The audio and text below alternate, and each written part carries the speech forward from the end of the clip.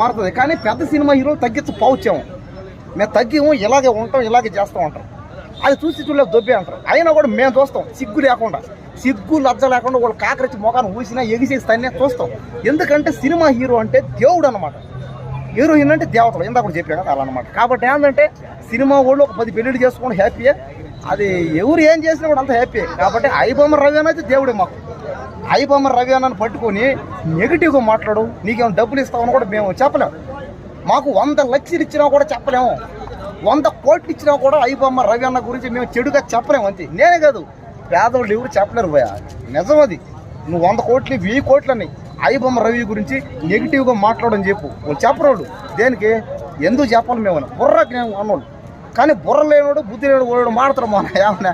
ఐబొమ్మ రవి గురించి నెగిటివ్గా మాట్లాడితే సినిమా వాళ్ళు ఏదో ఛాన్స్ ఇస్తారట, నీకేమో తొక్కేస్తారా? నీకే టాలెంట్ లేకుండా దేనికి ఇస్తారు? అది వాళ్ళకు ఉండాలి బుర్రలో ఆలోచన. అంటే నీకు టాలెంట్ లేకపోయినా, నువ్వేం చేయలేకపోయినా కూడా, కూర్చుంటే లేవలేకపోయినా కూడా సినిమాలు నిన్ను ఏదో పెద్ద క్యారెక్టర్ ఇచ్చేస్తారు, నిన్ను పెట్టి తీయేస్తారు అనుకుంటే అది రాంగ్ అది. కాబట్టి ఐబొమ్మ రవి అని తిట్టడం వల్ల మీకు సినిమాలు చేస్తే రావు, మీకు ఎవరైనా ఇవ్వరు. కాబట్టి దయచేసి ఒక రోజైనా మనిషిలా బతకాలా, నిజాయితీగా బతకాలా, నీతిగా బతకాలంటే ఐబొమ్మ రవి అని సపోర్ట్ చేయాల్సింది ఎవరైనా, అంతే.